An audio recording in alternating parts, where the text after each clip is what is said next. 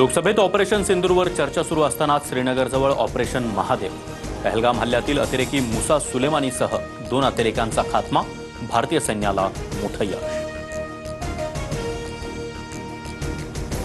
पाकिस्तानी आर्मीचा माजी para commando Hashim Musa ठार, आयएसआयच्या सांगण्यावर करत होता लष्कर-ए-तोयबासाठी काम, 20 लाखाचं बक्षीस असलेल्या अतिरेक्याला कंठस्नान. काही ठिकाणी असंवेदनशील वक्तव्य झाली, काही मंत्र्यांच्या चुका मान्य आहेत, तक्रार करणारे कोण या त्यांचं वागणंही लोक पाहतात. वर्ध्यातील बैठकीमध्ये फडणवीसांचं वक्तव्य. ठाकरेंच्या शिवसेनेच्या नेत्यांनी राज्यपालांची भेट घेतली. योगेश कदम, गिरीश महाजन, नितेश राणे आणि संजय शिरसाट यांच्या राजीनाम्याची मागणी. कोकाटेंबद्दलचा निर्णय तुम्हाला सांगण्याची गरज नाही, माणिकराव कोकाटेंच्या प्रश्नावर अजितदादांचा पत्रकारांना उलट सवाल. कोकाटे आणि अजित पवार यांच्यामध्ये भेट होण्याची शक्यता.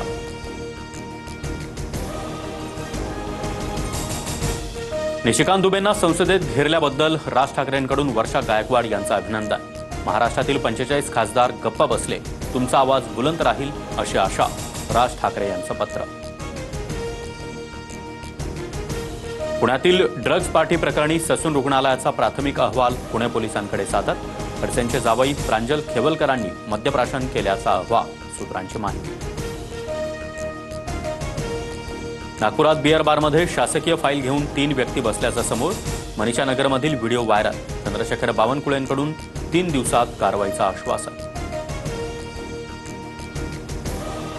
लाडकी बहीण योजनेच्या जाहिरातींमध्ये मोठा भ्रष्टाचार, रोहित पवारांचा ट्विट करत आरोप.